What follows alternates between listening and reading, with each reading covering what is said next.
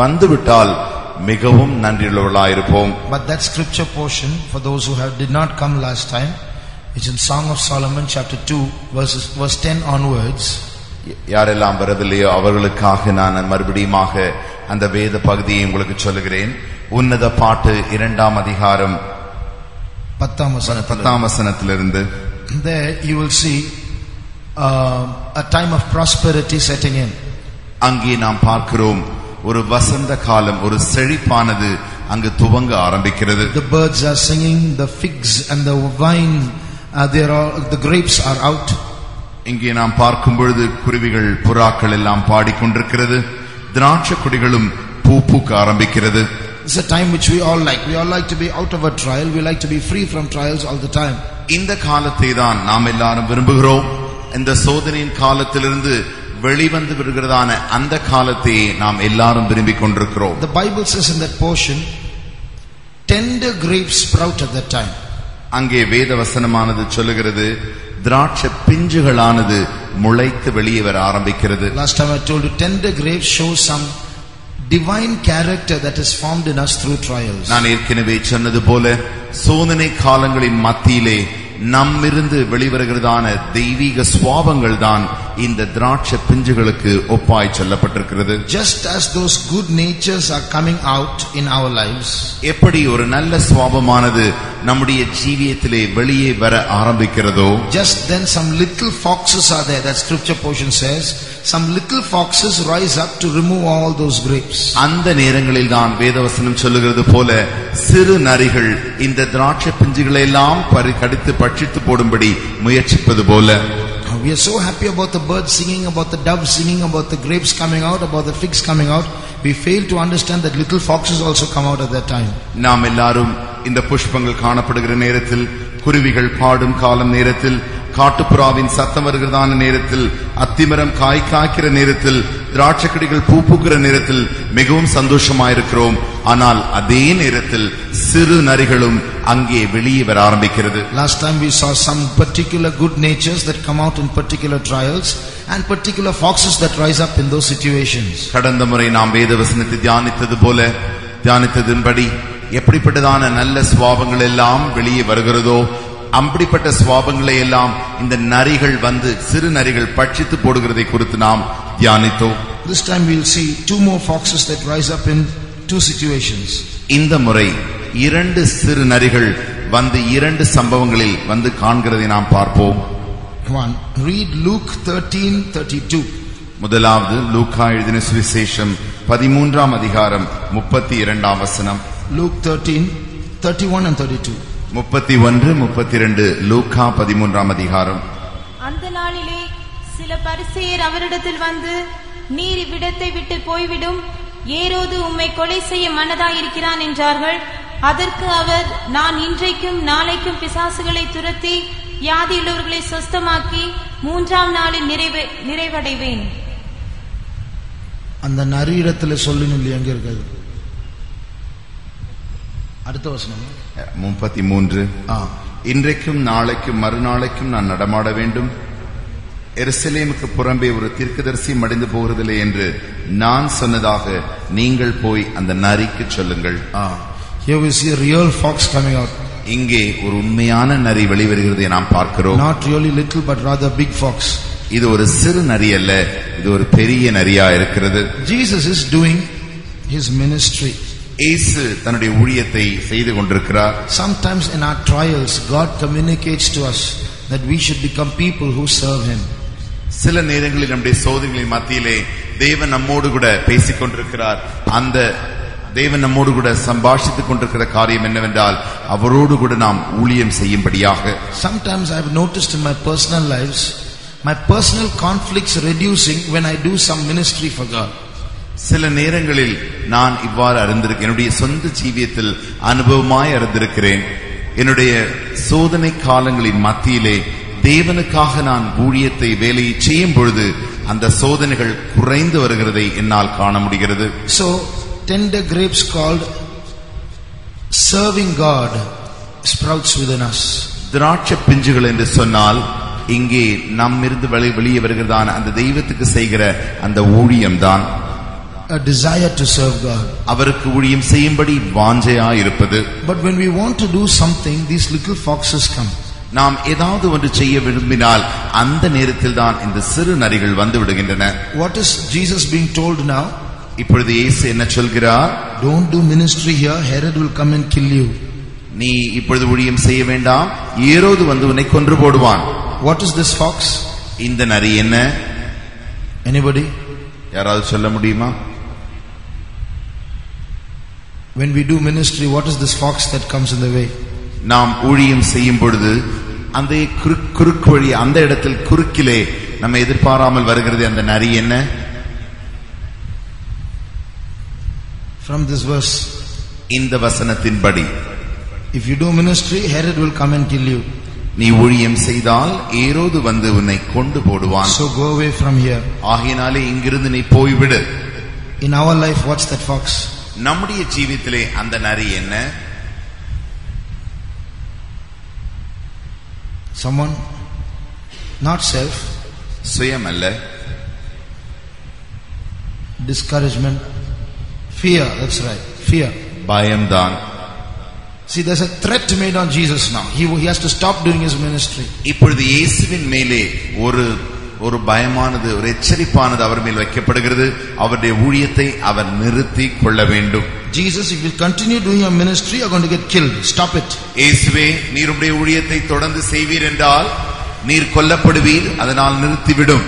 Sometimes when we want in our little ways to serve God, some hindrances rise up, causing fear in us. சில நேரங்களில் நாம் தெய்வத்துக்கு நம்மால் முடிந்த அந்த சின்ன ஊழியத்தை செய்ய விரும்புவோம்.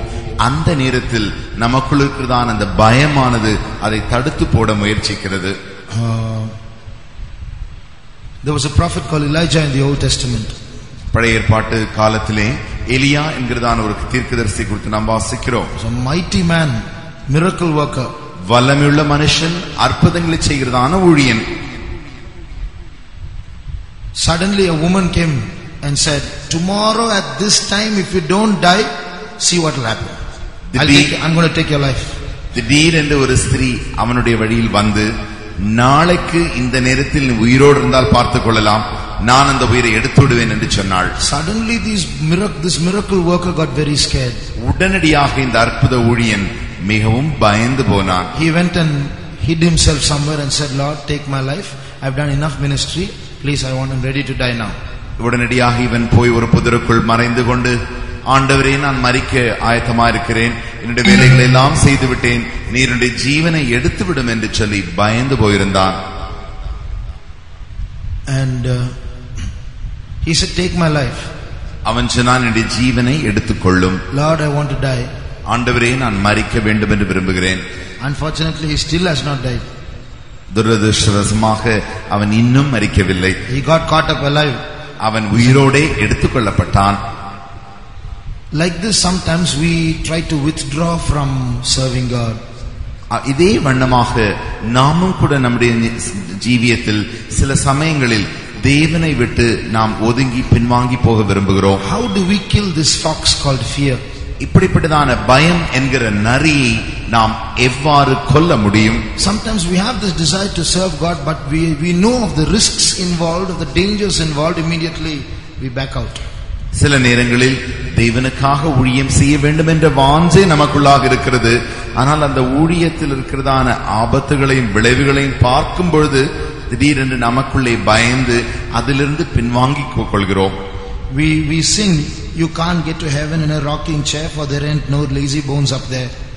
நாம் நன்றாக பாடுகிறோம், பரலோகத்திற்கு நீ அசைந்து ஊஞ்சலாடி போகிறதான் அப்படிப்பட்ட பாதை உனக்கு இருக்கிறதும் இல்லை, அப்படிப்பட்ட சுகபோகத்தினாலே நீ பரலோகம் செல்ல முடியாது, அங்கே சுகபோகமான எலும்புகளும் போய் சேர முடியாது என்று நாம் நன்றாக பாடுகிறோம். But actually what we want is an easy chair way to heaven. ஆனால் உள்ளாகவே நமக்கு உண்மையாகவே என்ன விருப்பம் என்று கேட்டால், பரலோகத்திற்கு போவதற்கு ஒரு ஈஸி சேர், ஒரு சுலபமான சேர் கிடைக்காதா என்றுதான் எதிர்பார்க்கிறோம். How do we kill this fox called fear? பயம் என்கிறதான இந்த நரியை நாம் எவ்வாறு கொன்று போட முடியும்? Fear is a very great power. பயமானது ஒரு விசேஷித்த வல்லமையாயிருக்கிறது. Fear can kill a person. ஒரு பயமானது ஒரு மனுஷனையே கொன்று போடக்கூடியதாயிருக்கிறது. How do we overcome fear? எப்படி நாம் பயத்தை மேற்கொள்ள முடியும்? Anyone? யாராவது? Someone said it? That's right. Perfect love. Love casts out fear, the Bible says. வேதம் சொல்லுகிறது பூரண அன்பு பயத்தை புறம்பே தள்ளும். I'll give you a practical example. I may have told this to you. I don't remember because I'm talking to you every week and talking in different places. I don't remember which example I say where. நான் இதை ஏற்கனவே சொல்லி இருப்பேன் இல்ல எனக்கு தெரியாது. பல இடங்களில் நான் வாரம் வாரம் பேசிக்கொண்டே இருக்கிறதுனாலே எந்த இடத்தில் எந்த உதாரணத்தை சொன்னேன் என்று ஞாபகத்தில் இல்லை.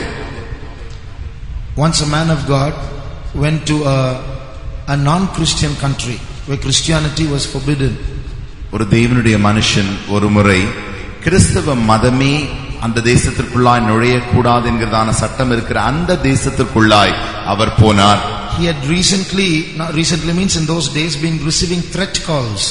அந்த நாட்களில் அவர் இருக்கும் பொழுது அநேக பயமுறுத்துகிறதான தொலைபேசிகள் அவருக்கு வந்து கொண்டே இருந்தன. So in that country he was going there as a secret Christian to evangelize. அவர் இயேசுவுக்காக ஊழியம் செய்யும்படியாக சுவிசேஷகனாக ரகசிய கிறிஸ்தவனாக அங்கே போயிருந்தார். He changed his name and registered in a hotel. அவர் தன்னுடைய பெயரை மாற்றியே ஒரு ஹோட்டலில் தன்னுடைய பெயரை பதிவு செய்து கொண்டார். He and his wife and his little child. அவரும் அவருடைய மனைவியும் அவருக்கு இருக்கிறதான அந்த சிறு குழந்தையோடு கூட போனார்கள். And they were afraid. We don't know if the enemies will find us and finish us off. அவர்கள் மிகவும் பயந்திருந்தார்கள். சத்துரு நம்மளை கண்டுபிடித்து நம்மை கொன்று போடுவானோ என்று சொல்லி ஒரு பயம் அவர்களுக்குள்ளாய் இருந்தது. So what he did was, அதனால அவன் என்ன செய்தான்? He and his wife booked one room. அவரும் அவருடைய மனைவியும் ஒரு ரூமை தனக்காக பதிவு செய்து கொண்டார்கள். And in case they discover him and kill him, ஒருவேளை அவரை கண்டுபிடித்து அவரை கொன்று போடுவார்கள் என்றால், he booked another room for his child. வேறு ஒரு அறையை தன்னுடைய பிள்ளைக்காக அவர் பதிவு செய்து வைத்திருந்தார். And made the child sleep in another room, because if they find them in this room, let the child survive, let us die. அப்படி ஒருவேளை அவர்கள் வந்து என்னை கண்டுபிடித்து விட்டு நம்மை கொன்று போட்டாலும் நம்முடைய பிள்ளையாகிலும் உயிரோடு இருக்கட்டும் என்று சொல்லி பிள்ளையை மற்ற ஒரு அறையிலே தூங்கும்படி அவர்கள் பதிவு செய்திருந்தார்கள். So they went to the room before sleeping. You know what they did? They took the table that was in the room and put it against the door. அப்பொழுது அவர்கள் தூங்க போனதான அந்த அறைக்கு போய் தூங்குவதற்கு முன்பாக தன்னுடைய ரூமில் இருந்துதான் அந்த ஒரு டேபிள் அந்த மேஜை எடுத்து அந்த கதவுக்கு பின்பாக ஒதுக்கி அப்படி வைத்து விட்டார்கள். And took the bed also and put it as close to the table as possible, so that in case the enemies come and find them, they won't be able to open the door. அந்த மேஜைக்கு மேலாக தன்னுடைய படுக்கை இருக்கிறதான அந்த மெத்தையும் வைத்து விட்டார்கள். என்னென்று கேட்டால், ஒருவேளை இந்த சத்துரு வந்து கதவை தள்ள முயற்சித்தாலும் திறந்தாலும் அவன் இப்படி வர முடியாதபடி அவர் செய்தார்கள். Suddenly the phone rang. திடீரென்று தொலைபேசி மணி ஒலிக்க ஆரம்பித்தது. So this evangelist picked up the phone. இப்பொழுது இந்த சுவிசேஷகர் அந்த தொலைபேசி எடுத்தார். A male voice spoke over the phone. ஒரு ஆணுடைய சத்தம் அந்த தொலைபேசி மூலமாக கேட்கப்பட்டது. Is that so and so? Asking his actual name. இவர்தான் அவரா என்று சொல்லி அவருடைய உண்மையான பெயரை வைத்தே கேட்டார்கள். He had registered in another name, but someone's calling up asking him his real name. ஆனால் இவரோ தன்னுடைய அந்த ஹோட்டலிலே தன்னுடைய பெயரை எழுதியிருப்பது வேறொரு பெயர். ஆனால் இவருடைய உண்மையான பெயரை அவர்கள் அந்த தொலைபேசி மூலமாக கேட்டார்கள். He said yes. அவர் ஆம் என்று சொன்னார். Immediately the other man put the phone down. அடுத்த நபர் பேசிக் கொண்டிருந்தாரே அவர் அந்த தொலைபேசி அங்கு வைத்து விட்டார். So immediately they found me out. உடனடியாக இவர் அறிந்து விட்டார், என்னை கண்டுபிடித்து விட்டார்கள். Now I'm not going to I don't know the end of the story. I'm going to tell you only what up to what he said. இந்த கதையின் முடிவை நான் உங்களுக்கு சொல்ல போகிறதில்லை. ஆனால் என்ன உடனடியாக நடந்தது என்று அவர் சொன்னாரே அதை மாத்திரம் நான் உங்களுக்கு சொல்ல விரும்புகிறேன். They were very scared, could not sleep in the night. அவர்கள் மிகவும் பயந்திருந்தார்கள். முழு இரவும் அவர்களால் தூங்க முடியவில்லை. About 1:30 in the night. இரவிலே 1:30 மணி இருக்கும். Suddenly a scream came from the next room. திடீர் என்று ஒரு பெரிய சத்தம் பக்கத்து அறையிலிருந்து அவர்களுக்கு வந்தது. The little child was screaming. இப்பொழுது அந்த சின்ன குழந்தை கதறி கலறி கத்திக் கொண்டிருந்தது. The enemies have found her. சத்துருக்கள் அந்த குழந்தையை கண்டுபிடித்து விட்டார்கள். In 2 minutes the bed was moved, the table was moved, the door was opened, and they ran to the next room. 2 நிமிடத்திற்குள்ளாய் அந்த தங்கள் மறைவாய் வைத்திருந்த அந்த மெத்தையை தூக்கி போட்டுவிட்டு அந்த மேஜையும் தள்ளிவிட்டு கதவை திறந்து ஓட ஆரம்பித்தார்கள். No, they ran to the next room. அந்த அறைக்கு தன்னுடைய பிள்ளை இருக்கிறதான அந்த அறையை நோக்கி அவர்கள் ஓடினார்கள். They opened, no one was there. அங்கே போய் கதவை திறந்தார்கள், யாருமே இல்லை. why did you scream like this? அப்பொழுது குழந்தையை பார்த்து கேட்டார்கள், எதற்காக இப்படி நீ சத்தம் போட்டு அலறுகிறாய்? Daddy, I saw a bad dream. அப்பொழுது அவன் சொன்னான், அந்த குழந்தை சொன்னது, நான் ஒரு கெட்ட கனவை கண்டேன். That's all it was. அவ்வளவுதான் இது. That's the end of the story. அதுதான் இந்த கதையின் முடிவு. But what's the lesson? ஆனால் நாம் அதிலே படிக்கிறதான பாடம் என்ன? Did you notice that love casts out fear from this lesson? இந்த பாடத்திலிருந்து அன்பு பயத்தை புறம்பே தள்ளும் என்கிறதான அந்த கருத்தை உங்களால் புரிந்து கொள்ள முடிகிறதா? They pushed the door, they closed the door, pushed the table against it and pushed the bed against the table only to prevent the enemy from coming in. But when he went next door and found the daughters getting attacked, somehow the fear disappeared. The bed was thrown away, the table was thrown away, door was open, they ran right to the enemy. அவர்கள் பயந்தபடியினாலே அந்த கதவை நன்றாக அடைத்து மெத்தையை வைத்து மேஜையை வைத்தெல்லாம் தடுத்து வைத்திருந்தார்கள், சத்துரு வந்து அவர்களை தாக்கிவிடக் கூடாது என்று சொல்லி. ஆனால் அடுத்த அறையில் இருக்கிறதான தன்னுடைய மகள் கதறி பயந்து சத்தம் போடுகிற அந்த சத்தத்தை கேட்ட மாத்திரத்தில் இவர்கள் எல்லாவற்றையும் தூக்கி எறிந்துவிட்டு அப்படி வெளியே அந்த அறைக்கு நேராய் ஓடிவிட்டார்கள். Why? ஏன்? The love for the child cast out the fear of the enemy. அவர்கள் மகள் மேல் வைத்திருந்ததான அந்த அன்பானது சத்ருவின் கண்டதான அந்த பயத்தை புறம்பாய் தள்ளிவிட்டது. The love of Jesus, the love of God, the love of Calvary is the highest love in the world. இயேசுவின் அன்பு, கல்வாரியின் அன்பு, அந்த அன்பானது இந்த உலகத்தில் இருக்கிற அன்பை காட்டிலும் பெரிதான அன்பா இருக்கிறது. If a man is really filled with that love, nothing can shake him in this world. ஒரு மனிதனானவன் இந்த அன்பினாலே உண்மையாகவே நிரப்பப்பட்டிருப்பானே என்றால் ஒரு காரியமும் இந்த உலகத்திலே அவனை அசைக்க முடியாது. One day, one brother, he had, they were making a lot of noise in the church services like we make here in Tambaram. ஒரு நாள் ஒரு சகோதரனுடைய ஆலயத்திலே நாம் எப்படி இங்கு சத்தம் எல்லாம் போடுகிறோமோ அது போல அவரும் சத்தம் போட்டுக் கொண்டிருந்தார். Somehow that the people in that area didn't like it. அந்த பக்கத்திலே வசிக்கிறதான அவர்கள் எல்லாருமே அதை விரும்பவே இல்லை. This brother, after his night praising, after 11 o'clock, he went to his room. அவர் தன்னுடைய 11 மணிக்கு தன்னுடைய ஸ்தோத்திர ஜெபத்தை முடித்துவிட்டு தன்னுடைய அறைக்குள் போனார். And suddenly there was a knock on the door. திடீரென்று கதவை யாரோ தட்டினார்கள். A new person standing outside. வெளியிலே ஒன்றுமறை புதியா தனக்கு அறியாத ஒரு புது நபர் நின்று கொண்டிருக்கிறதை அவர் கண்டார். He told that brother, please come to my house and pray for my relative. He's very sick. அப்பொழுது அவர் அந்த புது நபர் இவரிடத்தில் சொன்னார், சகோதரனே, என்னுடைய சொந்தக்காரர் மிகவும் வியாதிப்பட்டிருக்கிறபடினாலே தயவு செய்து இப்பொழுது வந்து ஜெபம் பண்ணுங்கள் என்று சொன்னார். So he said, poor people, they are in trouble and they need my help. Immediately he got ready and went out with the man. உடனடியாக இவர் சொன்னார், ஏழை ஜனங்கள் என்னுடைய ஜெபத்திற்காக மிக வியாதிப்பட்டு கஷ்டப்பட்டு கொண்டிருக்கிறார்கள், அதற்காக நான் போக வேண்டும் என்று சொல்லி ஆயத்தமாகி உடனே போனார். So he followed the man, 1 street, 2 streets, 3 streets. இப்பொழுது தன்னை அழைத்து வந்தாரே, அவரை பின்பற்றிக் கொண்டு ஒரு தெரு தாண்டினது, 2 தெரு தாண்டினார், 3 தெருக்கள் தாண்டி போனார். The 3rd street, it was very dark. 3வது தெரு போன பொழுது அங்கு மிகவும் இருளாய் இருந்தது. Suddenly 30 people surrounded him. திடீரென்று 30 பேர் இவரை சூழ்ந்து கொண்டார்கள். All had cycle chains and knives and rods with them. எல்லாரும் தன்னுடைய கையிலே சைக்கிள் செயின்களையும் இரும்பு கொம்புகளை எல்லாம் வைத்துக் கொண்டிருந்தார்கள். And this man is standing with them. அழைத்து கொண்டு போனாரே, அவரும் இவரோடு கூட நின்று கொண்டிருக்கிறார். Then he understood this was a trap. இப்பொழுது அவர் புரிந்து கொண்டார், தன்னை இப்படி மாட்டும்படியாகவே அவர் கொண்டு போயிருக்கிறார் என்று சொல்லி. So they had a piece of paper with them. அப்பொழுது அவர்களுடைய கையிலே ஒரு பேப்பர் இருந்தது. And in it was written some conditions. அங்கே சில நிபந்தனைகள் எழுதப்பட்டிருந்தது. You have to sign this paper. இந்த பேப்பர்லயே உங்களுடைய கையெழுத்தை நீங்கள் போட வேண்டும். We will not use the PA system at nights. இனிமேல் ராத்திரி நேரங்களிலே நாங்கள் இந்த மைக் எல்லாம் உபயோகிக்க மாட்டோம். We will not make noise at nights. இரவு நேரங்களிலே நாங்கள் சத்தமிட மாட்டோம். We will not beat the drum. நாங்கள் இரவிலே ட்ரம் அடிக்க மாட்டோம். We will not clap our hands. எங்களுடைய கரங்களை நாங்கள் தட்ட மாட்டோம். Sign this or you are going to die now. நீ இப்பொழுது கையெழுத்து போட போகிறாயா, இல்லாவிட்டால் நீ சாக போகிறாய். They took the knife and placed it in his neck. கத்தியை எடுத்து அவருடைய கழுத்தின் மேல் வைத்துக் கொண்டார்கள். What are you going to do? இப்பொழுது நீ என்ன செய்ய போகிறாய்? You know what he did? என்ன செய்தான்? He read the paper.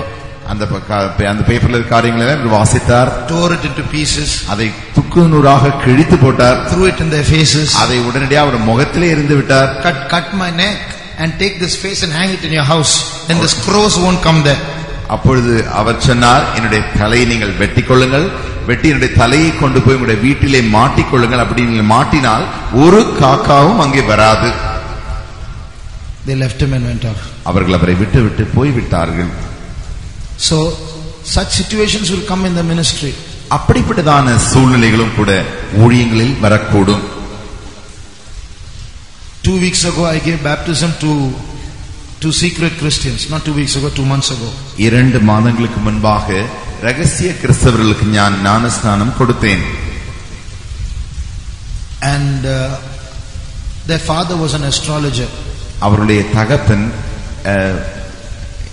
ஜாதகம் எல்லாம் சொல்கிறவராயிருந்தார். Somehow they came to know. எப்படியோ அவருக்கும் இந்த காரியம் தெரிய வந்தது. The family came to know. இந்த குடும்பம் இந்த காரியங்களை தெரிய வந்தது. Suddenly one day I got a phone call. The parents and relatives, they're all coming. They're furious. They're coming straight to the faith home. ஒரு நாள் எனக்கு தொலைபேசி வந்தது. அந்த குடும்பத்தின் பெற்றோர்களும் அவருடைய உறவினர்கள் எல்லாரும் சேர்ந்து மிகவும் கோபமாக இருக்கிறார்கள்.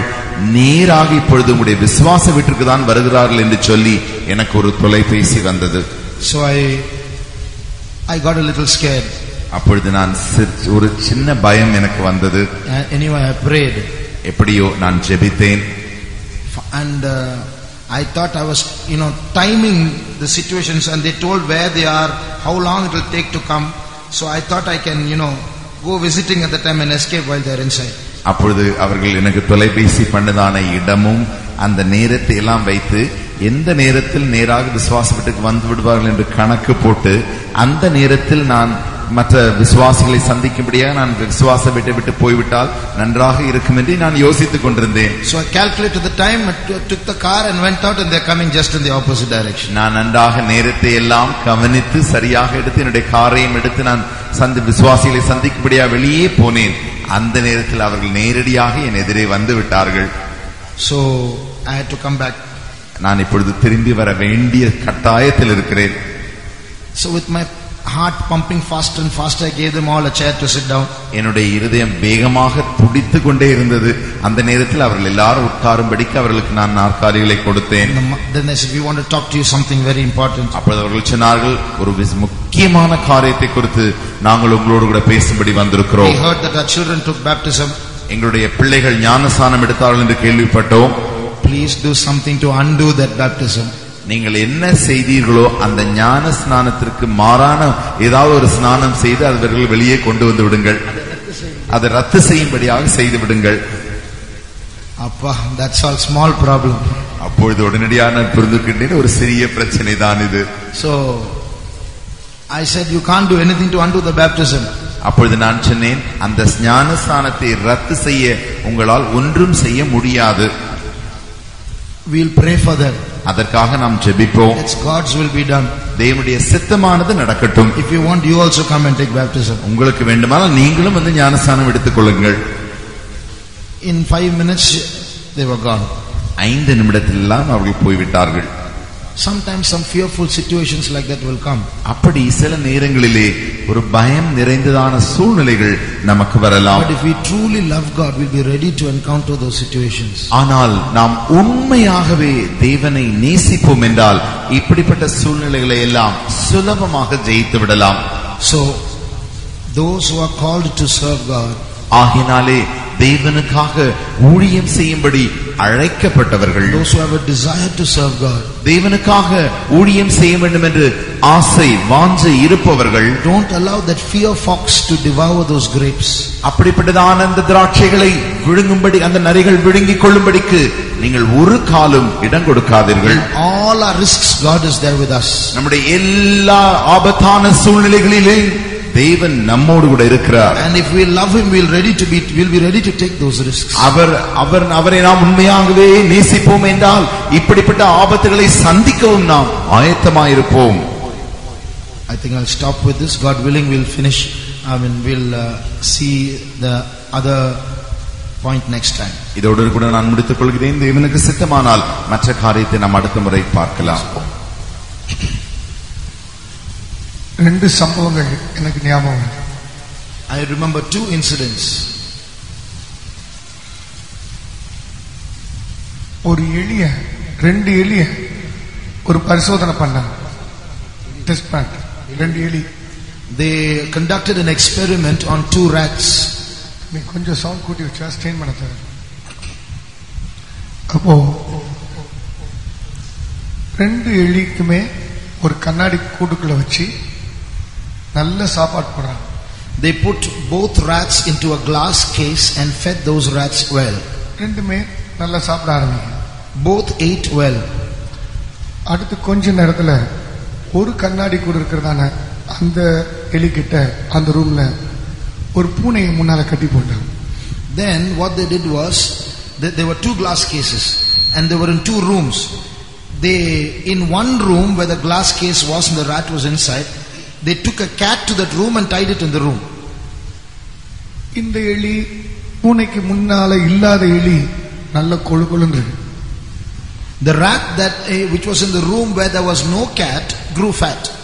பூனைக்கு முன்னால இருக்கிற எலியோ அதே சாப்பாடு தான், அதே சூழ்நிலை தான், மெலிஞ்சி வத்தலும் சொத்தலுமா தெனாலிராமன் பூனை மாதிரியே மாறிச்சு. The rat that had the cat in the room now became thinner and thinner and became skin and bones. அது சாப்பிடணும்னு நினைக்கும் போது பூனையை பார்க்க it will want to eat and go to eat and see the cat and withdraw. சாப்பிட்டாலும் அது உள்ள ஏறதில்லை. Even if it eats, the food doesn't get digested. அது பயம் அதை கொன்றுது. Because fear was killing it. வெளியே எல்லாம் இருந்தும் பயம் அதை சாப்பிட்டுக்கிட்டே இருந்துச்சு. Outside everything was available but fear was killing it. இது மாதிரி ரொம்ப டேஞ்சரஸ் என்ன தெரியுமா? நீ பெஸ்ட் சர்ச்ல இருக்கலாம், பெஸ்ட் சர்மன் கிடைக்கலாம், பெஸ்ட் வர்ஷிப் கிடைக்கலாம், பெஸ்ட் மியூசிஷியன்ஸ் இருக்கலாம், ஆனா பயம் இருந்தா எல்லாத்தையும் சாப்பிட்டுட்டே இருக்கு. What's the meaning? You may be going to the best church, have the best choir, the best musicians, and hear the best sermons, but if fear is in you, it will eat up all that is best. சாத்தானுக்கு ஒரு technique இருக்கு. Satan has a technique. அவன் நேரடி வந்து ஒரே குத்த மாட்டான். He won't come straight and stab you. உலகத்திலே பயங்கரமானது என்ன தெரியுமா? What's the greatest thing in the world? Terrible thing. ஒருத்தன் வந்து உன்னை கத்தி வச்சு குத்திட்டானா பரவாயில்ல. If a man comes and stabs you directly, it's okay. வந்து he'll come threaten you. குத்தி I'm going to stab you. கித்தமா பக்கத்துல he'll bring it near your stomach and threaten you. அழுத்திடுவேன். And press your stomach with a knife. That's torturing. குத்திட்டானே குத்து. இன்னும் குத்தல. Oh, he's almost pierced. Oh, he's not yet pierced. இதுதான் பயங்கரமான torture. This is terrible torture. உங்களுக்கு ஒண்ணு தெரியுமா? Do you know something? சக்கரை வியாதி வந்து செத்தவங்களை காட்டிலும் சக்கரை வியாதினால் பயந்து செத்தவங்க தான் ஜாஸ்தி. There are more who have died out of fear of diabetes than those who have died of actual diabetes. அந்த பயம் உன்னை சோத்த தின்ன விடாது, இனிப்பை தின்ன விடாது, உன்னை கொண்டு போய் கடியும் கூழையும் கோதுமையும் அதுதான் சாப்பிடுங்க.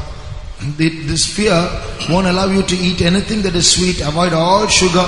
Will make you eat only wheat and ragi and lose your weight. உன்னுடைய சிஸ்டத்தை எல்லாமே மாத்திரும். Will ruin your system. உங்களுக்கு எல்லாருக்கும் ஒன்று தெரியுமா? Do you know something?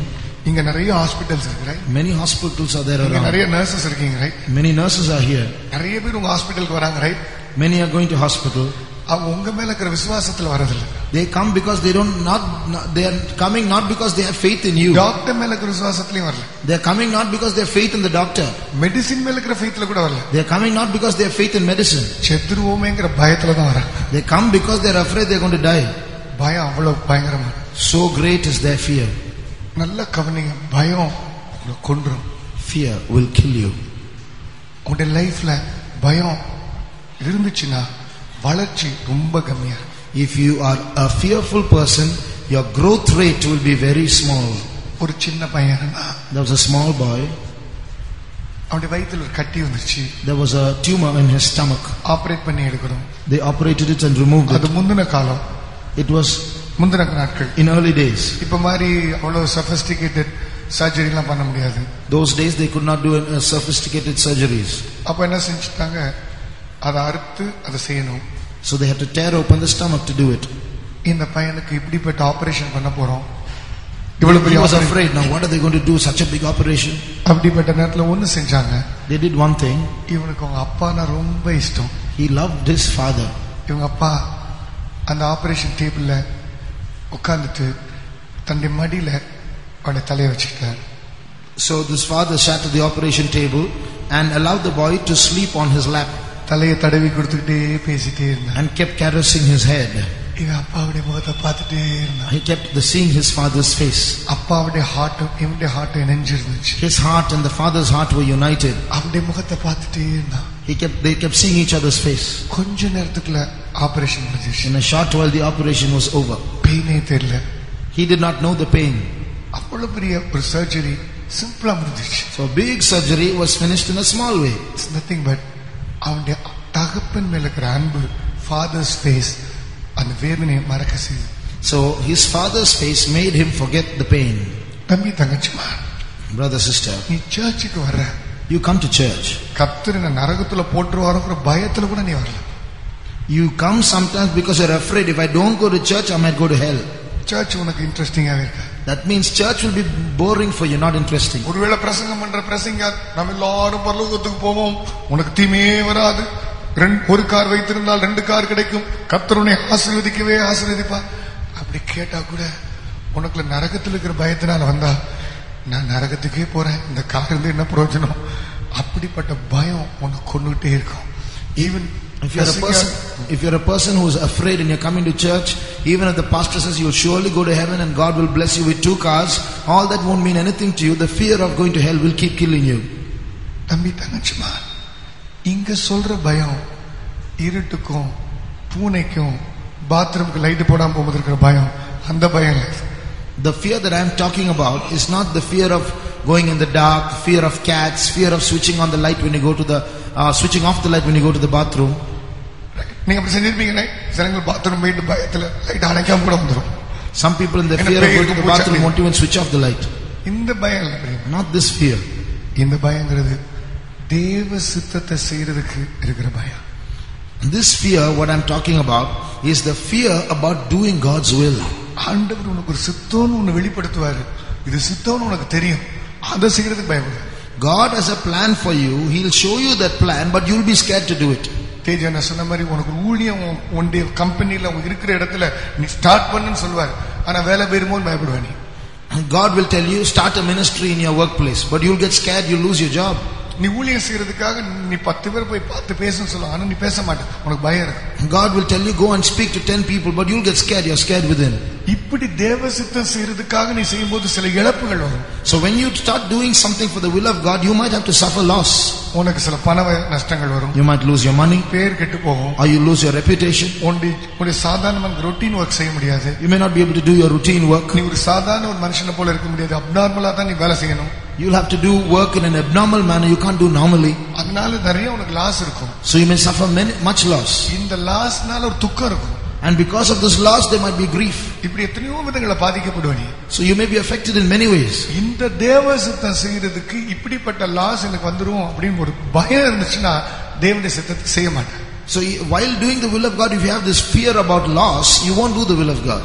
ஆனா தேவனுடைய அன்பு இருந்துச்சுன்னா, but if the love of God is there, நீ எதை பத்தி கவலைப்பட மாட்டே. you won't be worried about anything.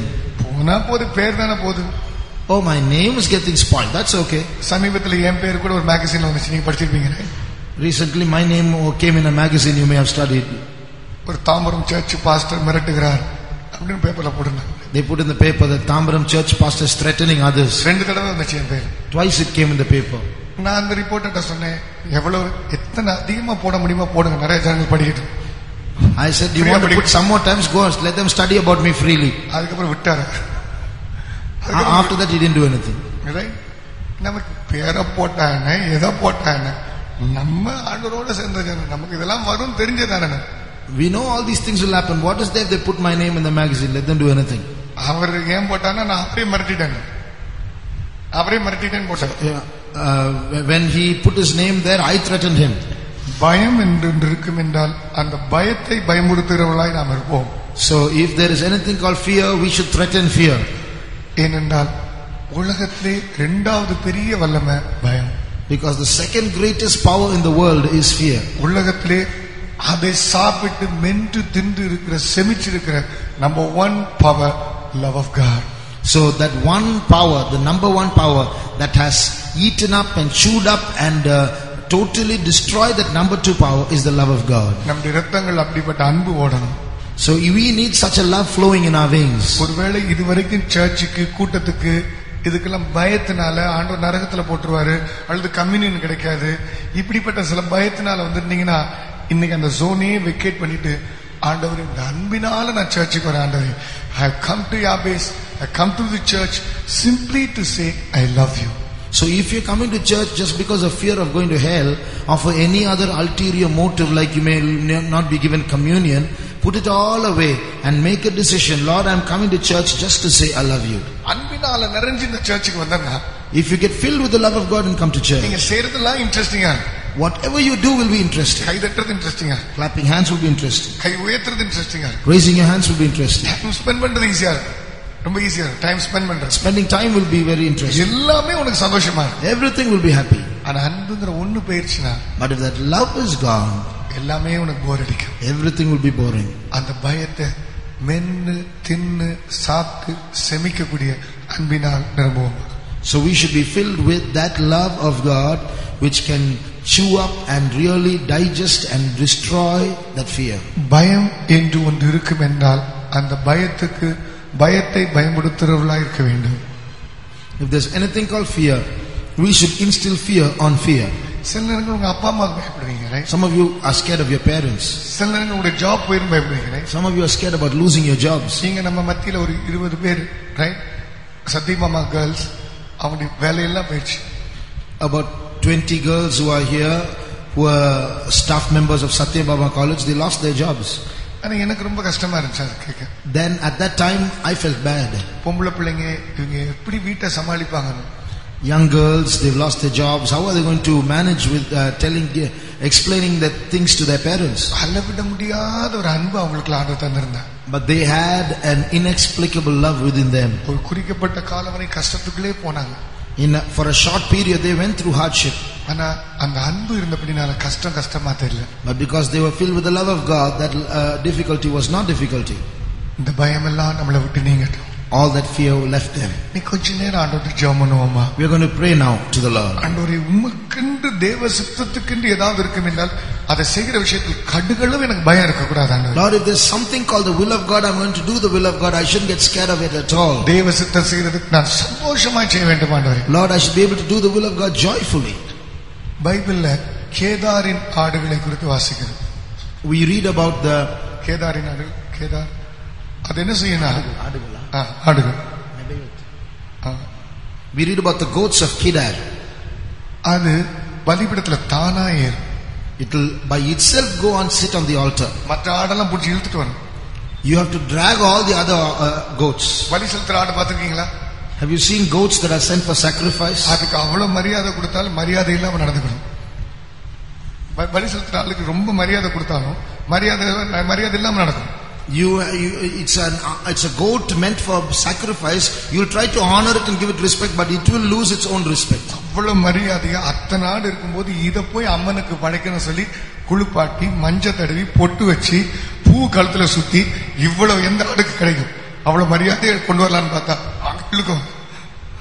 So they try to honor it and they smear this paste and that paste on it and put flowers around it and give it the due honor because it's a goat of sacrifice.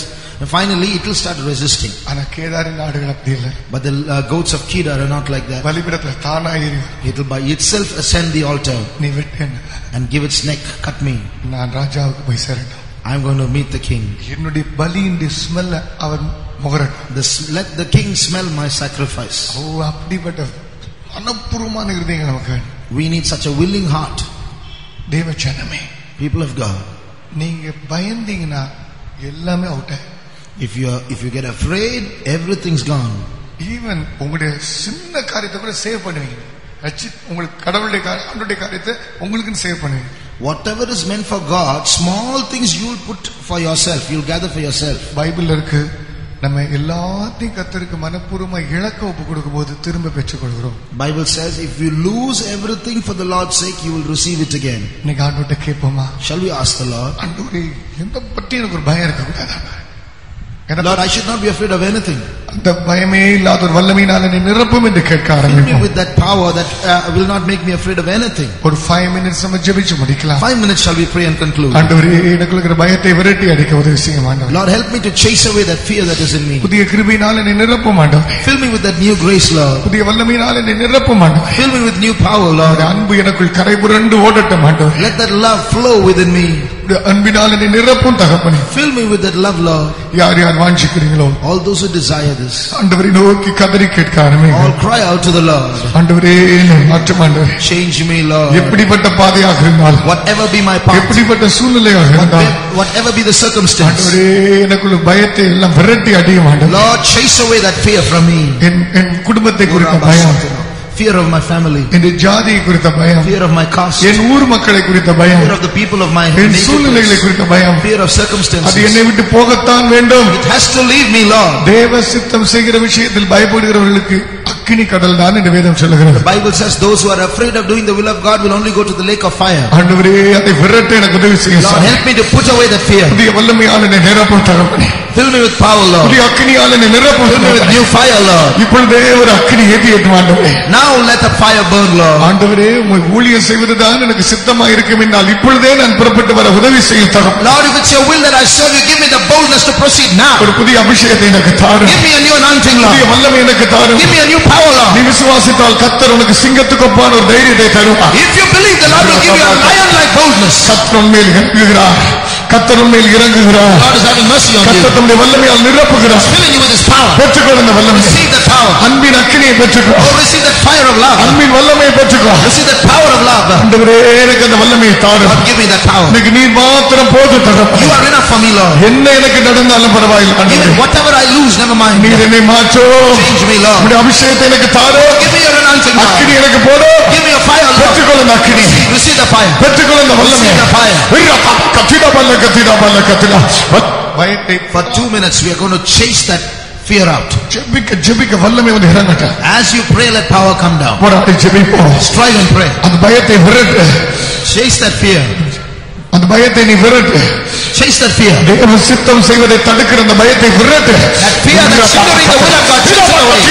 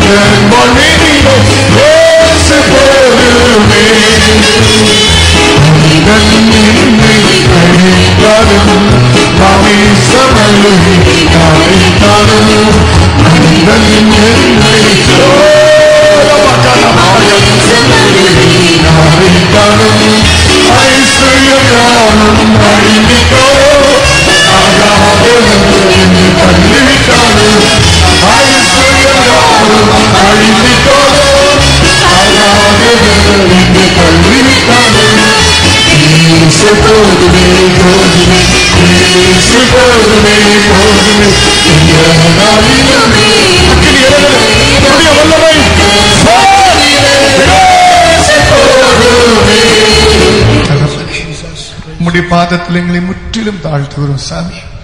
நாங்கள் உமக்காக ஒரு ஊழியத்தை செய்ய கிரியை செய்ய ஆரம்பிக்கும் போது இப்படி போட்டதான பயம் என்கிற நரி எங்களுக்கு விரோதமாய் போராடுகிற சூழ்நிலைகளை நாங்கள் சந்திக்கிறோம். ஆனாலும் அதை ஜெயிக்கக்கூடியதான சேஷமான ஒரு ஆவியின் அன்பு, அன்பின் அக்கினி, பற்றி எரிகிற சிநேகம் என்கிறதான கல் எங்கள் மேல் இருக்கட்டும். பாதாளத்தை ஜெயிக்கக்கூடிய அந்த வல்லமையினால் ஒவ்வொருத்தரையும் நிரப்பும் சாமி. கிருபைகள் மூடி மறைத்துக் கொள்ளும். இவர்கள் போகிற இடமெல்லாம் தேவ சமூகம் நிறைந்திருக்கட்டும் சாமி.